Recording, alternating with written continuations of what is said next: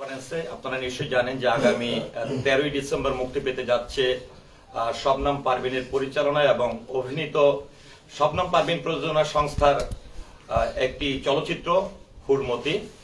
সেই উপলক্ষে আজকে উপস্থিত বাংলাদেশের যারা গণমাধ্যম কর্মীরা আছেন এবং বিশেষ করে বাংলাদেশ প্রযোজক সমিতির সদস্য যারা আছেন বা চলচ্চিত্র সংশ্লিষ্ট যারা আছেন সকলকে আমাদের হুরমতি সিনেমার পক্ষ থেকে কৃতজ্ঞতা এবং ধন্যবাদ জ্ঞাপন করছি। তো সেখানে একটু আমরা প্রথমে একটু যেতে চাই যে আপনারা নিশ্চয়ই দেখেছেন যে এরই মধ্যে আমাদের কিছু কিছু পাবলিসিটির কারণে কিছু কিছু পোস্টার আমরা কার্যক্রম সামাজিক যোগাযোগ মাধ্যমে শুরু করেছি। তো সেই প্রেক্ষাপটে এই একটি চলচ্চিত্র নির্মাণের পিছনে কিন্তু অনেকগুলো যেরকম শিল্পীদের অবদান থাকে, যেরকম অনেক কলা কৌশলী যারা আছেন তাদেরও কিন্তু অনেক অবদান থাকে। তো পিছনের মানুষকে কিন্তু মানুষ চিনে না। তবে আমি একটু প্রথমেই একটু আপনাদেরকে আজকে এখানে যারা যারা শিল্পী আছেন অনেকেই কিন্তু উপস্থিত হয়েছে, আবার অনেকে কাজের ব্যস্ততার কারণে উপস্থিত হতে পারেনি। তো আপনাদের মাধ্যমে দেশবাসীকে আপনাদেরকে অবগত করতে চাই যে এই ছবিতে আসলে কারা কারা আর্টিস্ট আছে, কারণ এখানে যাদের দেখছেন তাদের বাইরেও কিন্তু অনেক তারকা আছে। তো আমি একটু আপনাদেরকে প্রথমে যদি বলতে চাই যে এই ছবিতে দেখতে পেয়েছেন যে শবনম আপা এমন একটি গল্প নিয়ে কাজ করেছে যেটি গল্প নির্ভর এবং যেটি মানুষকে বিনোদনের খোরাক হিসাবে কাজে দিবে এমন একটি চলচ্চিত্র তিনি নির্মাণ করেছেন এবং দেশীয় গল্প নিয়ে তিনি একটি চলচ্চিত্র নির্মাণ করেছেন, পরিবার নিয়ে দেখার মতন একটি চলচ্চিত্র তিনি নির্মাণ করেছেন। সেই প্রেক্ষাপটে এইখানে আমরা 80 দশক কিংবা 90 দশকে দেখতাম যে একই ছবিতে 4-5 করে হিরো থাকতো, কিন্তু বর্তমান এই প্রেক্ষাপটে এসে এমন হয়েছে একজনের জায়গায় 2 জন হিরো হলে একজন করবে আরেকজন করবে না। তো এই সংকটময় অবস্থায় শবনম আপা তিনি নিজের পাশাপাশি নিজের প্রযোজনা সংস্থার পাশাপাশি অন্যান্য শিল্পীরা যাতে করে দাঁড়াতে পারে এবং প্রত্যেকটা চরিত্রকে একটি গল্প সমৃদ্ধ করার জন্য তিনি 5 জন হিরোকে নিয়ে কাজ করেছেন, 6 জন হিরোকে নিয়ে কাজ করেছেন। 6 জনের মধ্যে যদি আমি একটু আপনাদের সামনে বলতে চাই, এখানে হিরো হিসাবে কাজ করেছেন, পাশে আছে অভি, তারপরে আমার পাশে আছে শ্রাবণ, তারপরে টুকু, তারপরে নিলয়, তারপরে সমাপ্তি আদর এবং আমি নিজে সনি রহমান।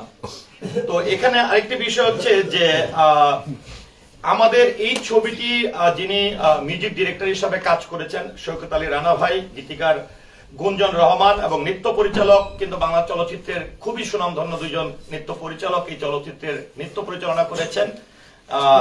একজন হচ্ছেন আমাদের জনাব আজিজ রাজা ভাই, তারপর হচ্ছে ইমদাদুল হক খুকন সাহেব, তারপরে আমাদের ক্যামেরায় ছিলেন কায়ুম ভাই, মেকআপে ছিলেন খলিল ভাই, আর এখানে আরো যারা কিছু শিল্পীর কথা বলেছি, বাংলা নাটকের জনপ্রিয় একজন যিনি মা খ্যাত, বাংলা নাটকের মা খ্যাত অভিনেত্রী দিলেরা জামান এবং বর্দা মিঠু, মাহমুদুল ইসলাম মিঠু, তিনিও অভিনয় করেছেন, ইমরান হাসু অভিনয় করেছেন, সাহেলা আক্তার অভিনয় করেছেন, আমাদের রাজা সঞ্জয় রাজ, গীতা রহমান। এই হচ্ছে আমাদের এই ছবিতে যারা আসলে ক্যামেরার বাইরে এবং ক্যামেরার পিছনে এবং সামনে যারা শিল্পী হিসাবে কাজ করেছেন। এটি ছিল আজকে আসলে আমাদের এই ছবি সম্পর্কে আপনাদেরকে কিছু তথ্য দেওয়া। তো আমি প্রথমত হচ্ছে যে একটু আমি যেতে চাই যে আমাদের এই ছবির যে চিত্রনায়ক হিসাবে অভিনয় করেছেন অভিকে যদি আপনাদের কোনো প্রশ্ন করার থাকে, যেহেতু 5 জন চিত্রনায়ক বর্তমান প্রেক্ষাপটে 6 জন চিত্রনায়ক, তো 6 জন শিল্পী একত্রিত হয়ে কাঁধে কাঁধ মিলিয়ে একটি চলচ্চিত্রকে সমৃদ্ধ করার পিছনে যে পরিশ্রম করেছে, সেক্ষেত্রে অভিকে আপনারা চাইলে কিন্তু কিছু প্রশ্ন করতে পারেন। আসসালামু আলাইকুম। আমি সবাইকে ধন্যবাদ জানাতে চাই যে আমরা আজকে অনেকগুলো প্রোগ্রাম চলছে ঢাকাতে, আপনারা সবাই জানেন। তারপরও যে আমার সাংবাদিক ভাইয়েরা এসেছেন, আমি ভীষণভাবে ধন্যবাদ জানাতে চাই যে একদম মনের কৃতজ্ঞতা বোধ আমি আপনাদের প্রতি প্রকাশ করছি। আপনারা এসেছেন এবং একটা প্রজেক্ট যখন কমপ্লিট হয় সেটার সাথে কিন্তু শুধুমাত্র আমরা শিল্পী বা কলাকুশলী যারা আছেন শুধু তারাই না, সংবাদ মাধ্যমে একটা বড় ভূমিকা রাখে। আপনারা সবাই যারা এসেছেন আমি ভীষণভাবে কৃতজ্ঞ, আমি ভীষণভাবে আপ্লুত। আর যদি কিছু বলার থাকে প্লিজ। Thank you. স্বপ্নবাবুর বিপরীতে আপনি অভিনয় করেছেন, আমরা গানও দেখেছি, আসলে সবকিছু মিলে এই অভিজ্ঞতাটা কেমন ছিল? আচ্ছা, আমি বলতে চাই একটা কথা, সেটা হচ্ছে যে গুণী মানুষের সাথে না কাজ করার একটা আলাদা একটা আনন্দ, আলাদা একটা প্রাপ্তি। তো শবনম আপুর সাথে আমি এর আগে নাটকে কাজ করেছি, আমরা মুভিতেও কাজ করেছি, বাট অ্যাজ এ হিরো ওনার সাথে আমি গানে কাজ করেছি। তো হয় না যে একটা আমরা প্রথম থেকে একটা ব্যাপার জেনে এসেছি যে সিনিয়রদের কাছ থেকে শেখার অনেক কিছু আছে, অনেক কিছু আছে। আর আপুর সাথে যখন আমি কাজ করেছি, আমি প্রতিটা সেকেন্ড, প্রতিটা মোমেন্ট আমি এনজয় করেছি, বিকজ অফ আপু তো আপনারা সবাই খুব ভালো করে জানেন যে আপু যত কিছুই থাকুক, সে যখন কাজে যায়, অ্যাকশন যখন হয়ে যায়, তখন সে কমপ্লিট আলাদা একজন মানুষ। যখন তারা কেউ যদি তার সাথে অভিনয় না করে, সে ওই চেঞ্জটা কিন্তু সে বুঝবে না। তো আমার সাথে যখন গানগুলো করেছে, যেটা আপনি বলেছেন, আমার কোরিওগ্রাফার ছিলেন আমার ওস্তাদ আমাদের রাজীব রেজা সাহেব। তো তাকে পেয়েছি এবং শবনম আপু, দুটা মিলিয়ে হচ্ছে একটা সুন্দর একটা কম্বিনেশন।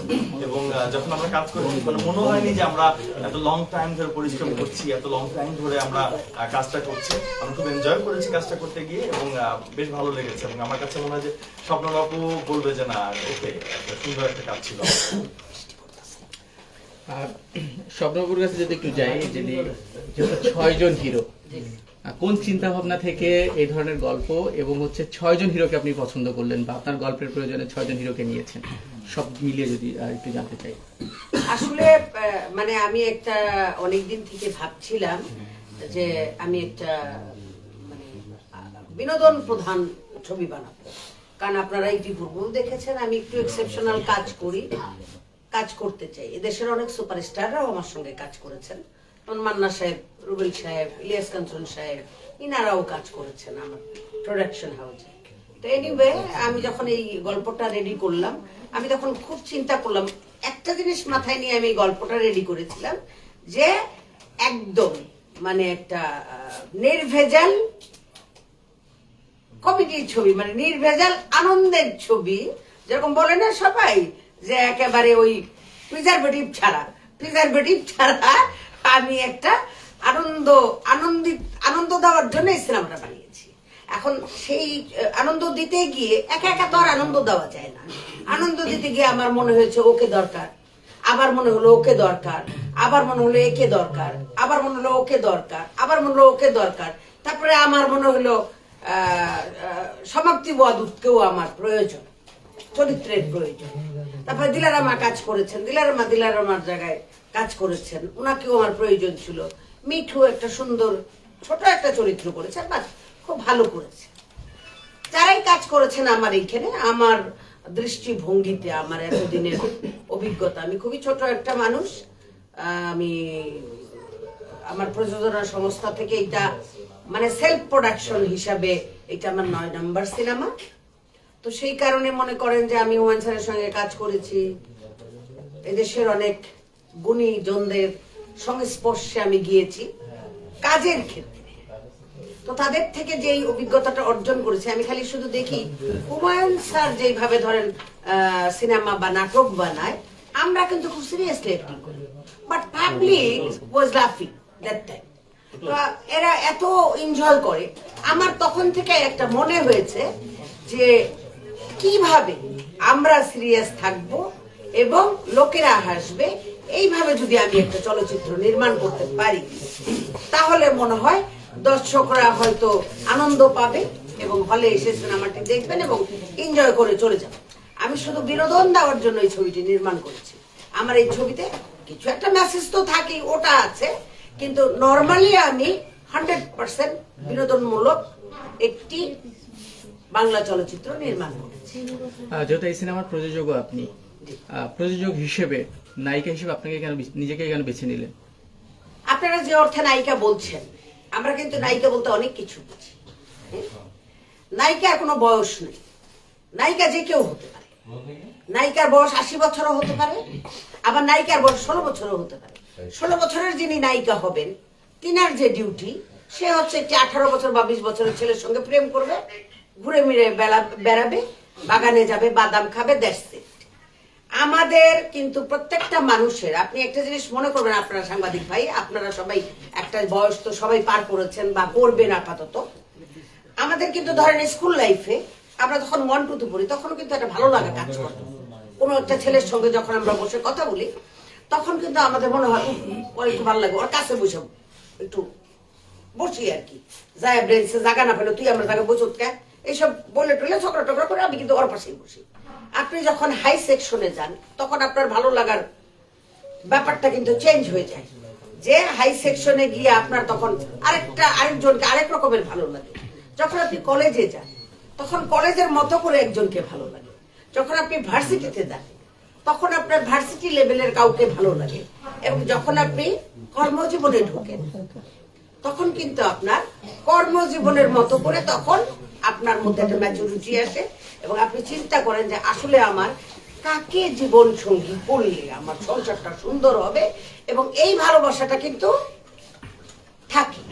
তো তেমনি ভাবে এইখানে মানে আমি এরকম ভাবে দেখাতে চেয়েছি ভালোবাসার কোনো বয়স নাই, ভালো মানুষকে লাগতেই পারে, যে কোনো মানুষকে ভালো লাগতে পারে। তো সে মানে বয়স্ক হোক বা ইয়াং হোক, যার যেমন বয়স সে সেমন ভাবে ভালো লাগে, ভালোবাসা করে। তো আমাদের এটাও এরকমই একটা জায়গার গল্প, যেটা আপনারা হলে গিয়ে যদি একটু কষ্ট করে দেখেন আমার সঙ্গে, তাহলে আপনারাও ক্লিয়ার হয়ে যাবেন যে আসলে আমরা কি করতে চেয়েছি বা কি বলতে চেয়েছি আমরা এই গল্পের মাধ্যমে, সেটা আপনারাও ক্লিয়ার হয়ে যাবেন। আপনার পাশে আপনার হিরোরা বসে আছে, তাদের সম্পর্কে যদি আপনার কাছে একটু জানতে চাই, তারা কেমন অভিনয় করেছে এবং তাদের কাছে যে প্রত্যাশা ছিল আপনার চরিত্রের প্রয়োজনে সেটাকে তারা ঠিকঠাক মতো উপস্থাপন করতে পেরেছে কিনা, এবং কোন চিন্তা ভাবনা মাথায় রেখে তার প্রত্যেককে ওই ক্যারেক্টারে সিলেক্ট করা। আসলে হয়েছে কি, আমার যেটা মনে হয়েছে যে এটা তো আপনারা সবাই জানেন, যখন একটা গল্প নির্বাচন করা হয় তখন কিন্তু আমরা মানে একটা আদল, মানে কোনো একটা মানে মানুষের চেহারাটা নাই বা থাক, মানে আমরা একটা আদল চিন্তা করি, একটা পিকচার, অস্পষ্ট একটা পিকচার চিন্তা করি, কিন্তু আমরা এই গল্পটা রেডি করি, ও এরকম করবে, ও এরকম করবে। তো আমার যারা এই 6টা হিরো আমাদের এখানে যারা কাজ করেছেন তারা সবাই খুব সাবলীল ভাবে কাজ করেছেন। কেউই একেবারেই নতুন না, আবার কেউ কেউ নতুন। তারপরও তারা যে কাজটা করেছে আমি প্লিজড, আমার মনে হয়েছে, আমার কাছে যেহেতু ভালো লেগেছে, তো আমার মনে হয় আমার দর্শকদেরও খুব ভালো লাগবে। আর আমরা যেমন ধরেন আপনারা হুমায়ুন আহমেদের ছবিতে দেখেছেন যে একটি চরিত্রে একজন মানুষ যদি একটা সিকোয়েন্সের একটি ক্যারেক্টার করে থাকতো, আপনারা কিন্তু সবাই এক বাক্যে বলে যান এই চরিত্রটা আপনার জন্যই ছিল, মানে উনি ওনাকে চিন্তা করে এটা বানিয়েছেন। তো আমার এখানে যে 6টা হিরো কাজ করেছে কেউ কারো থেকে কম নয়, সবাই যার যার চরিত্রে সাবলীল, এবং সবাই যার যার চরিত্র ওরা না করলে আপনি কিন্তু বলতে পারবেন না অল্টারনেটিভ অন্য কেউ করতে পারত। ঠিক আছে, তো যেহেতু এটা বলতে পারবেন না, তো সেহেতু এরা আমার কারেক্ট সিলেকশন ছিল, এটাই আমার মনে হয়। আপা, আপনি যে শতাব্দীকে নিলেন টেলিভিশনের সমাপ্তি, তো উনি কি আপনাদের সবার চেয়ে বড় তারকা? আজকে যে অনুষ্ঠানে উনি আসলেন না? না না, মানে টেলিভিশনের লোকদেরকে আমি দেখছি যে যারা আপনারা ফিল্মকে ভালোবাসেন, টেলিভিশনের যাদেরকেই নেন, এরা আমাদের বিভিন্ন অনুষ্ঠান বয়কট করে বা আসেন, এরা কি বড় তারকা? কি মনে করেন? না না, এটা না, আসলে সমাপ্তিকে ও অনেক ব্যস্ত, আমি নিজেই অবশ্য তাকে সেভাবে এদেরকে যেভাবে প্রেসার ক্রিয়েট করেছি যে তোমাদের আসতেই হবে, আমি কিন্তু সমাপ্তি ভাইকে কিছু বলি নাই, বিকজ অফ আমি দেখেছি যে সে মানে মানে শতাব্দী ভাই যেরকম আমাদের সাথে খুবই ঘুলমিলকার চলে আর কি, আমার মনে হয়েছে সমাপ্তি ওয়াদুদ ঠিক সেইভাবে আমাদের সাথে কেন জানি ওই রকম কমফোর্টেবল ছিল না। এজন্য আমার মনে হয়েছে যে উনি হয়তো এখানে এসে কমফোর্টেবল নাও হতে পারেন, কারণ যেহেতু ওনারা নাটকে কাজ করেন, আমিও নাটকে কাজ করেছি ৯৬ সন থেকে, আমি তো ৮২ সন থেকেই টেলিভিশনে কাজ করি, কিন্তু আমি ৯৬ সন থেকে নাটক বানাই এবং অভিনয় করি। তো সেই থেকে এই পর্যন্ত সবাইকে দেখেছি, তো ওনারা একটু আমাদের সাথে আনকমফোর্টেবল হয়, বিকজ ওনারা মনে করেন আমরা সিনেমার লোক, ওনারা কথায় কথা বলে বেড়ান এটা যে সিনেমার লোক। যেমন ধরেন আমি ৯৬ থেকে যদি আপনি হিসাব করেন, এটা 2014 না 24 মানে কত বছর হইল, ২৮ বছর। ২৮ বছরেও কিন্তু আমি আজও সিনেমার মানুষই ওনাদের কাছে, আমি আজও ওনাদের মানুষ হইতে পারি। তো এই আর কি বিষয়টা। তো আমি ২৮ বছর, আমি শুনেছি ১২ বছর একটা বাড়িতে থাকলে, আগে নাকি এরকম একটা সিস্টেম ছিল, একটি ভাড়াটিয়া যদি ১২ বছর একটা বাড়িতে থাকে তাহলে তাকে মানে সেই বাড়িটি তার হয়ে যাওয়ার একটা সম্ভাবনা থাকে, এবং সেই ওইটা নিয়ে একটা কোর্টে গিয়ে লড়তে পারে, কারণ সে দখল সূত্রে মালিক। তো আমি ২৮ বছর মিডিয়াতে কাজ করছি এবং আপনারা সবাই জানেন আমি খুব মানে ব্যস্ত একজন অভিনেত্রী ছিলাম। মাঝখানে আমার নিজের পারিপার্শ্বিকতার কারণে আমি একটু অভিনয় থেকে খুব একটা দূরে ছিলাম, সেটা বলা যাবে না, ইত্যাদিটা আমার রেগুলার করতে হয়েছে। আর দুই একটা কাজ করেছি বিকজ অফ মাই মাদার।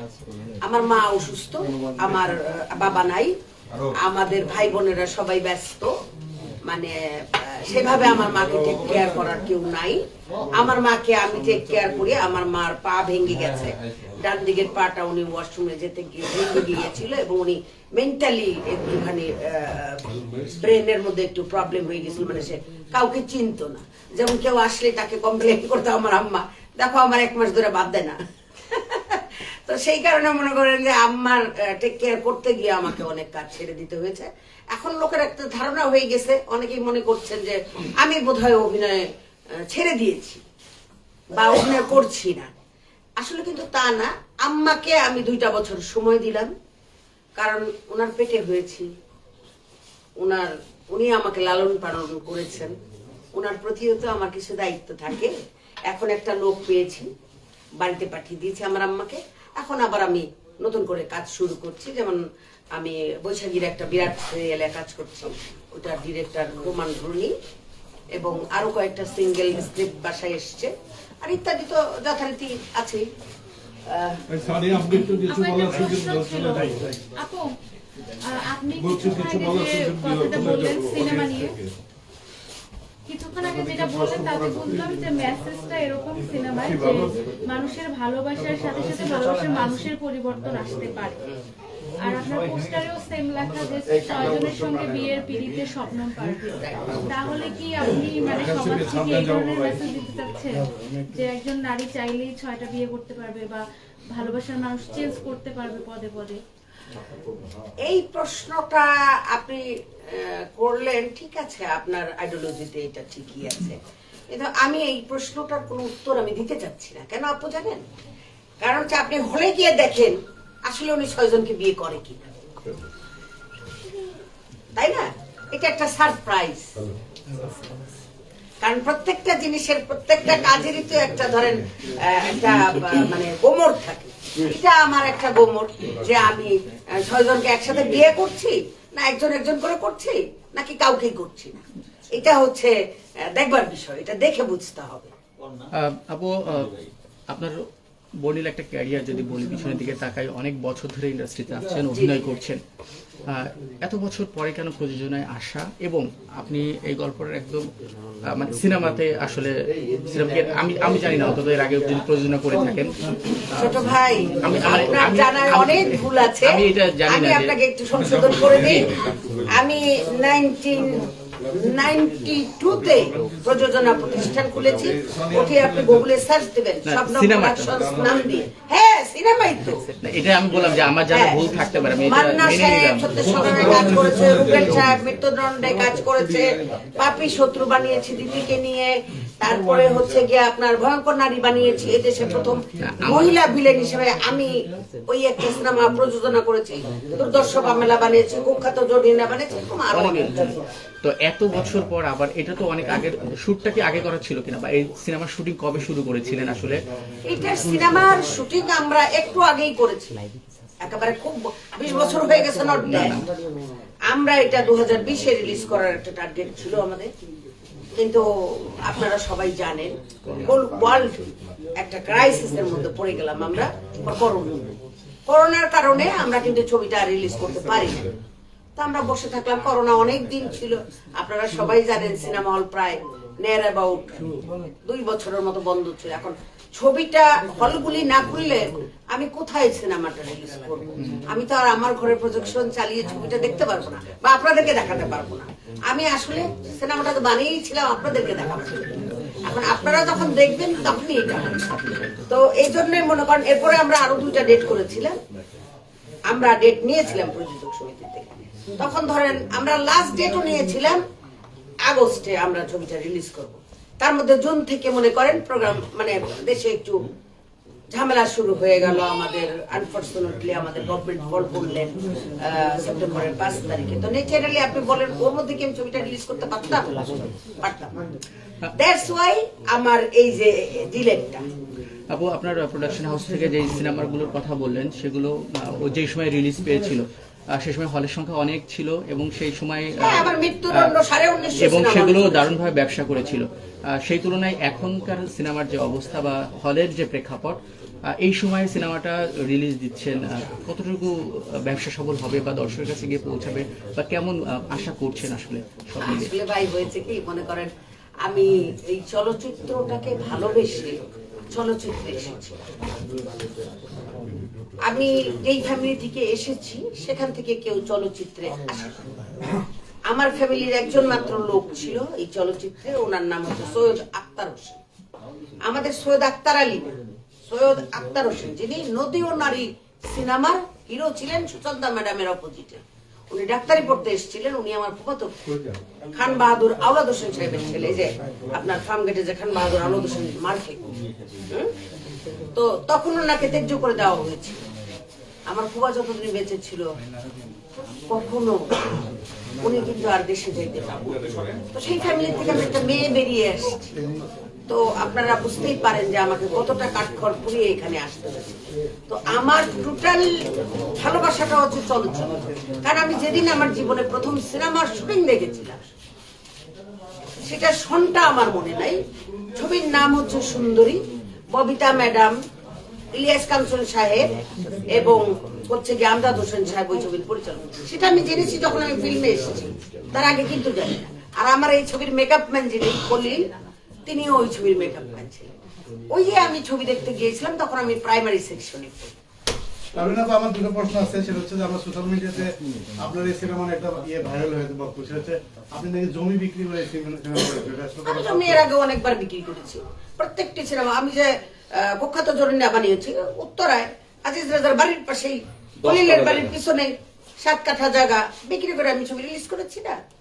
এটা তো আজকে নতুন না। এটা সত্য কিনা, হনুমতি আসলে জমি বিক্রি করে বানাইছেন কিনা? হ্যাঁ, আমি আগেও যত সিনেমা বানিয়েছি জমি না বিক্রি করলাম টাকা পাবো কোথায়? আর 2 নম্বর আমি আমরা যে চরিত্রে অভিনয় করি বা ধরেন আমরা যে আমলে মানে নায়িকা হয়ে এসেছি, আর আমি তো পারফেক্টলি মানে সব ছবি আমি সব ধরনের চরিত্রে কাজ করেছি। তো আমি তো আর সরাসরি সব শাবনূর বা মৌসুমীর মতন সব ছবিতেই কিন্তু আমি হিরোইন হিসেবে কাজ করিনি। এন্টি কাজ করেছি, বিভিন্ন রকমের কাজ করেছি আমি। আমার কাজটা করার কারণ হচ্ছে আমার অভিনেত্রী হইতে হবে, মানুষ আমাকে চিনতে হবে, সেটা হলো সবচেয়ে বড়। সেটা আরেকটা প্রশ্ন হচ্ছে যে সেটা যে আপনি তো বাস্তব জীবনে বিয়ে করেননি, এই সিনেমাতে 6টা জামাই, আসলে কি বাস্তব জীবনের প্রতিশোধ এই সিনেমা দিয়ে নিচ্ছেন?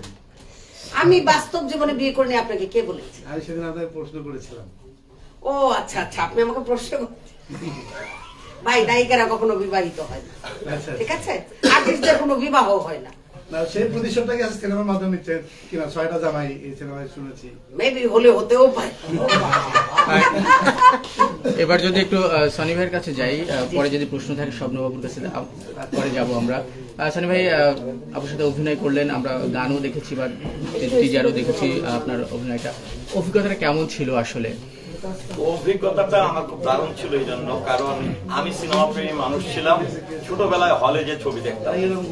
আর আমি যখন আসলে ছবি দেখা শুরু করেছি, বাংলা চলচ্চিত্রকে মনে প্রাণে ধারণ করা শুরু করেছি, তখন একই চলচ্চিত্রে বাংলা চলচ্চিত্রের অনেক শক্তিমান চিত্রনায়ককে 3জন 4জন করে অভিনয় করতে দেখেছি, একটি চলচ্চিত্রকে সমৃদ্ধ করার জন্য, একটি গল্পকে সমৃদ্ধ করার জন্য। তো প্রথমত যখন এই ছবিটি আসে, আমরা প্রায় সময় দেখি, যেটি হচ্ছে, যেহেতু আমি ক্যামেরার পিছনে লং টাইম ছিলাম, যে যখন আমরা যখন সালমান ভাইয়ের একটি ছবি দেখতাম, কেন আমার কাজ করে এই ছবিতে, এটি একটু যদি আপনাদেরকে ব্যাখ্যা করি। সালমান ভাইকে নিয়ে যখন একটি চলচ্চিত্র নির্মাণ হতো, সালমান ভাইয়ের মা থাকতো শাবানা ম্যাডাম, বাবা থাকতো আলমগীর সাহেব, ভিলেন থাকতেন জনাব প্রয়াত রাজীব সাহেব, প্রয়াত হুমায়ুন ফরিদি সাহেব। অর্থাৎ একটি ছবিকে পরিপূর্ণভাবে শক্তিশালী করার জন্য কতগুলো আর্টিস্টের সমন্বয় থাকতো। এবং একই ছবিতে আমরা এমনও দেখেছি যে জসিম ভাই আছে, আবার সালমান ভাই আছে, কিন্তু আমাদের বর্তমান প্রেক্ষাপটটি এমন হয়ে গেছে যে সিনেমা মানে হচ্ছে আমার গান থাকতে হবে, নায়িকার সঙ্গে আমার কেমিস্ট্রি থাকতে হবে, সর্বশেষ নায়িকার সঙ্গে আমার মিলতে হবে। তো আগে কিন্তু এই বিষয়টি ছিল না। তো যখন শবনম আপার এই ছবিটির গল্পটি আমি জানি, তখন আমার মনে হয়েছে যে আসলে একটা গল্পকে শক্তিশালী করার দরকার। এবং মজার কাহিনী হচ্ছে আমি বরাবরই বলি যে I am not hero, I am actor, অর্থাৎ আমি অভিনেতা হতে চাই। এবং এই গল্পে প্রত্যেকটা চরিত্র এমন, এখানে কিন্তু যাকে আমার পাশে দেখা যাচ্ছে তাকে যদি ফকির বানানো হয়, ভিক্ষুক বানানো হয়, তাহলে এটা কেমন সারপ্রাইজ হতে পারে। এখানে অভি আছে বা এখানে যারা আরো আমরা 4-5 জন যারা আছি, এমন এমন চরিত্রে অভিনয় করেছি। এই ছবিটি দেখার পরে বা আজকে আপনাদের মাধ্যমে এই ভিডিও দেখার পরে অনেকে বলবে যে তারা এই ক্যারেক্টারটা কিভাবে করেছে। এবং আপনারা গানগুলো যদি দেখেন, গানগুলোতে দেখবেন যে আমরা একটি সময় শুনতাম যে বাংলাদেশের যে যারা আসলে গুণী গীতিকার সুরকার যারা ছিলেন, তারা কিন্তু আগে ছবির গল্প শুনতো, শোনার পরে সেই গল্প অনুসারে তারা কিন্তু গান লিখতো, অর্থাৎ গল্পের সঙ্গে গানের সামঞ্জস্য ছিল। যেটি আপনারা যদি হুড়মতি দেখেন বা হুড়মতির গানগুলো শুনেন, আপনারা দেখবেন এই হুড়মতি গানের মধ্যে কিন্তু কথা, এমন এমন কিছু কথা আছে যে কথাগুলো স্বাভাবিকভাবে আপনি কোনো গানে খুঁজে পাবেন না। মানে মনে হচ্ছে যে গল্পের একটা গান। আমি যে প্রফেশনে আছি, এই প্রফেশনকে বেস করে কিন্তু গান। শ্রাবণ যেটাতে আছে, এখানে নিলয় যেটাতে আছে, টুকুবাই যেটাতে আছে, সবাই এরকম। তো সবকিছু মিলিয়ে আমার যেটি মনে হয়েছে যে এখানে প্রত্যেকের জায়গা আলাদা আলাদা। এখানে এমন না আমরা যে চলচ্চিত্রগুলো দেখি যে একই ভার্সিটিতে 2 বন্ধু পড়ে, এক নায়িকাকে ভালোবাসে, কিন্তু আমাদের এখানে অনেকগুলো প্রফেশনকেও সমৃদ্ধশালী করা হয়েছে। তো এই কাজটি করতে এসে আমার যেটি মনে হয়েছে, আরেকটি বিষয় হচ্ছে যে গল্পের ফার্স্ট টু লাস্ট এত সুন্দর একটা সামঞ্জস্য রয়েছে। আর আমি যখন ছবি দেখা শুরু করেছি তখন আমার পরিবারকে নিয়ে ছবি দেখেছি হলে। আর এখন মাঝে মাঝে মনে হয় যে ইউটিউবেও যদি দেখি কোনো হলে যাওয়ার সুযোগ না হয়, তখন নিজেও স্কিপ করি অনেক ছবি। তো সেই জায়গায় এসে আমার মনে হয়েছে যে মানুষ কেন পয়সা খরচ করে তার সময়টিকে ব্যয় করে হলে যাবে, যদি কিনা বিনোদন না পায়, যদি কিনা মেসেজ না পায়, যদি কিনা গল্পের শুরু থেকে শেষ পর্যন্ত মানুষ ধৈর্য নিয়ে না দেখে। তো ওই প্রেক্ষাপটে যেহেতু আমি গল্পটা বলতে পারবো না, এটা আমাকে অনেক বেশি ইন্সপায়ার করেছে। এবং স্বপ্ন বাপাকে দেখেছি সে চিত্রনায়িকা থেকে তিনি সর্বশেষ ইত্যাদি নানি পর্যন্ত তিনি অভিনয় করেছেন। তখন মনে হয়েছে যে স্বপ্ন বাপা এই ভেরিয়েশনটা কেন এনেছে, এই চেঞ্জিংটা কেন এসেছে।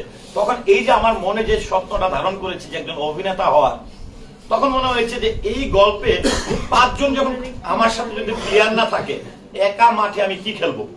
6 জন আমরা শিল্পী সমপরিমাণের। আমি মনে হয় সবচেয়ে আমার আগে শ্রাবণ অনেক ভালো ভালো নায়িকাদের সঙ্গে অভিনয় করেছে, অনেক ভালো ভালো চলচ্চিত্রে অভিনয় করেছে, মানে আমার চেয়ে ভালো ভালো চলচ্চিত্রে অভি, তারপরে নিলয় তো অনেক মিউজিক্যাল কাজ করেছে, তারপরে টুকু ভাই, সবাই।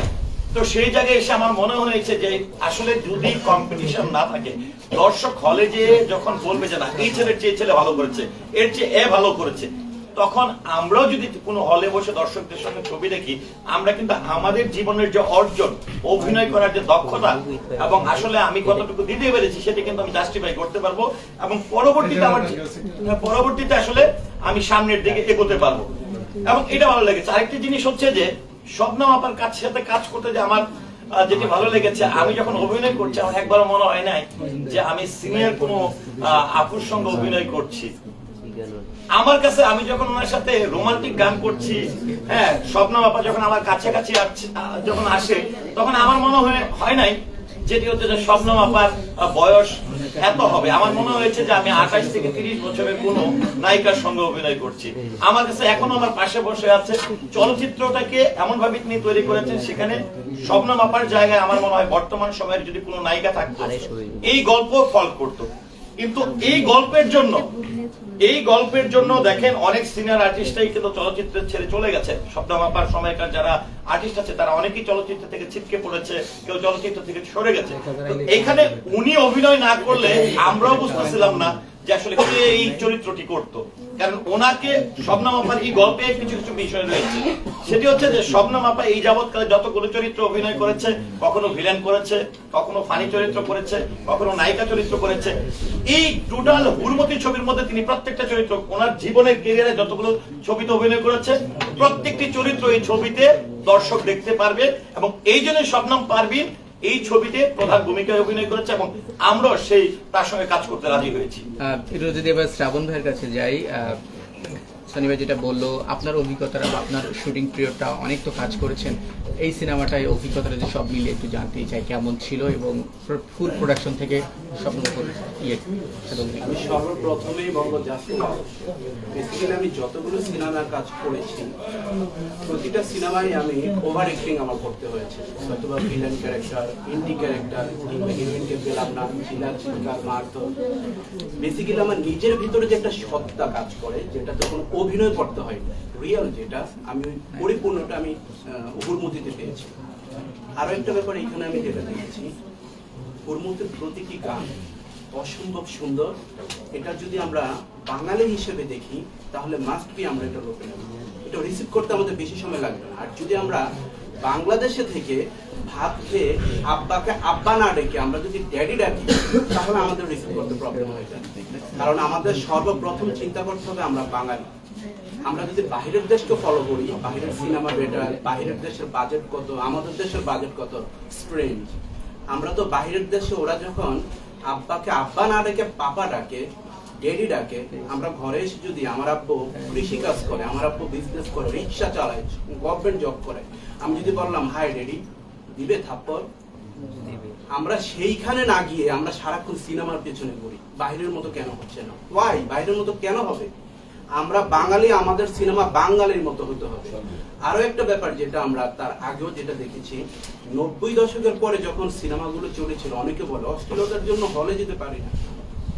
একেবারে বুকে হাত দিয়ে বলুন তো, আপনারা যে অশ্লীল ছাড়া যে সিনেমাগুলো ছিল, কয়টা সিনেমা আপনারা দেখেছেন? কেউ বুকে হাত দিয়ে বলতে পারবেন না। আমরা বলি কেন, ইদানিং একটা ব্যাপার চালু হয়ে গেছে, এটা হচ্ছে আমরা একজন যদি কোথাও কোনো নেগেটিভ কিছু একটা বলতে পারি, নিজেকে খুব পাওয়ারফুল মনে করি, বলে দিলাম। কেন? আমাদের এই অবস্থান থেকে, চিন্তা ভাবনা থেকে আমাদের বের হয়ে আসতে হবে। আমি তার আগেই বলেছি, আমরা সর্বোপরি একটাই পরিচয়, আমরা বাঙালি। প্রতিটা দেশের প্রধান যদি কোনো সংস্কৃতি ধ্বংস হয়ে যায় তখন তার আর কিছুই থাকে না। আর আমাদের বাংলাদেশের সংস্কৃতির মধ্যে প্রথম সারির সংস্কৃতি হচ্ছে চলচ্চিত্র, তারপরে অন্য অন্যগুলো। আমি কোনোটাকেই ছোট করে দেখি না, বাট এটা আমার কষ্ট, আমার এটা খারাপ লাগে। আমার চলচ্চিত্রকে আমি হেয় করে আমি বাহিরের চলচ্চিত্র কেন দেখবো? আমার সন্তান যদি আজকে, আমার সন্তানের পা না থাকে, হাত না থাকে, আমার সন্তান যদি অন্ধ থাকে, তারপরে আমাকে বলতে হবে এটা আমার সন্তান। আমি আমার সন্তানকে কখনো, এখানে আমার সন্তানকে আমি কখনো বাজে কিছু বলে আমি অন্যজনের সন্তানকে তো আমি বলে নিতে পারি না। কিন্তু আমাদের মধ্যে এটাই একটা কালচার হয়ে দাঁড়িয়েছে। আমাদের এই কালচার থেকে বের হয়ে আসতে হবে। আরো একটা ব্যাপার আমাদের মাস্ট বি মাথায় নিতে হবে, আমাদের হুড়মুতি সিনেমাটা, আপনারা যারা বিনোদন প্রেমী, হাসির জন্য যাবেন, আপনারা সিনেমার লাস্টে কেঁদে বের হতে হবে। এই জিনিসটা আমরা অলরেডি ট্রেলারও দেইনি, কিংবা এটা কোথাও বলা হয়নি। তবে যদি আপনারা পরিপূর্ণ সিনেমাটা দেখেন, আমি প্রমিস করছি আপনাদের ভেতর থেকে সিনেমা লাস্ট দেখার পরে এটা বলতে বাধ্য হবেন যে জাস্ট ওয়াও। যদি আমরা বাকি দুইজনের কাছে যাই, হ্যাঁ, নিলয় এখানে আছে, একটু আমি একটু আপনাদেরকে ইয়ে করেছি, এখানে হচ্ছে এটা হচ্ছে নিলয়, তারপর হচ্ছে টুকু ভাই। এখন আপনারা প্রশ্ন করেন, নিলয় ভাইয়ের কাছে নিলয় যাই। এবং টুকু ভাই। শনিবার যেটা বলছিল, অনেক মিউজিক্যালি কাজ করা হয়েছে সিনেমাতে, স্বপ্নপুর সাথে অভিনয় করলেন, আপনার অভিজ্ঞতাটা একটু জানতে চাইবো এই সিনেমাটা নিয়ে। আপনাদের সবাইকে অসংখ্য ধন্যবাদ। আসলে এত ক্যামেরার সামনে আমি কখনোই দাঁড়াইনি, ফার্স্ট টাইম। এখানে যারা আছেন সবাই অনেক ভালো গুণী অভিনেতা। আমার এটা হচ্ছে আমার লাইফের ফার্স্ট মুভি। হ্যাঁ, আমি কিছু মিউজিক্যাল ফিল্মে ফটোশুট, তারপর হচ্ছে কিছু ব্র্যান্ডের ওগুলোই করতাম। তো আপার সাথে আমার পরিচয় নাটকের কাজে। তখন আপা আমাকে বললো যে তোকে আমি একটা সিনেমা নিতে চাই। তো আমি প্রথম মনে করছি কি যে হয় না, এমনি একটু এমনি বলতেছে হয়তো, আপা আমাকে একটু ইন্সপায়ার করতেছে। তখন আমি বললাম যে আমি একটু হেসে হেসে বললাম যে আপা ঠিক আছে। হঠাৎ করে একদিন বাসায় ডাকলো যে এই যে স্ক্রিপ্ট পড়ো। আমি মানে আগে একদমই ইয়ে থেকে পড়লাম যে আমি মুভি কিছুই জানি না।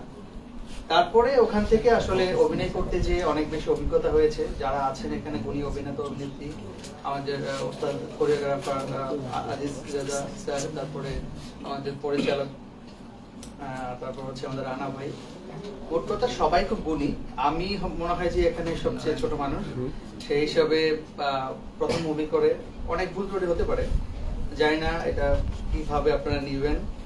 তো আশা করি মুভিটা ভালো এবং আপনারা সিনেমা হলে গিয়ে দেখবেন। আশা করি যে নিরাশ হবেন না। সর্বশেষ যদি ভাইয়ের কাছে যাই, আপনার অভিজ্ঞতাটা একটু জানতে চাইবো, আপনার জার্নিটা কেমন ছিল? পাবে সাউন্ড কয়েকজন আছে। জি যাই। আসসালামু আলাইকুম। আমি টুকু। আমি হচ্ছে আমাদের গল্প নাম হচ্ছে হুড়মুড়। আমাদের গল্প আমরা জানি চলচ্চিত্র সাধারণত হচ্ছে আমরা সবাই যেটা শান্তির অর্থে যেটা বলে থাকি, চলমান চিত্রটাকে যখন হচ্ছে সেলুলয়েডের ফিতে বন্দি করা হয় আমরা সেটাকে চলচ্চিত্র বলি। আর এই চলচ্চিত্রের বাস্তব বিবর্জিত ঠিক যদি হয় ওটা আমাদের জন্য অনেকটা হচ্ছে একটু ব্রেকআপ পালায়। কিন্তু যদি সেটা বাস্তবতার সঙ্গে মিল থাকে, যেমন আপু একটা কথা বলেছিল যে আমাদের আপনি জিজ্ঞেস করেছিলেন যে আপনি কি এখানে এই মেসেজটা দিতে যাচ্ছেন যে একটা মেয়ে 6 জনকে বিয়ে করবে। আমি জানি না কোন কনসেপ্ট থেকে সে প্রশ্ন করেছে, আমি আপুর উত্তরটা দিচ্ছি। আমাদের গল্পের যে মেসেজ, আমি সিনেমাটা করতে যাই আমার কাছে যেটি মনে হয়েছিল আমি একটা মেসেজ পেয়েছিলাম, সেটি হলো আমাদের দেশের জন্য আমরা সাধারণত আমরা যেটা দেখি যারা অসহায় থাকে তাদের পাশে কিন্তু আমরা সহায় হয়ে খুব কম মানুষ দাঁড়াই। আমরা সাধারণত হচ্ছে অসহায় আমরা সুযোগ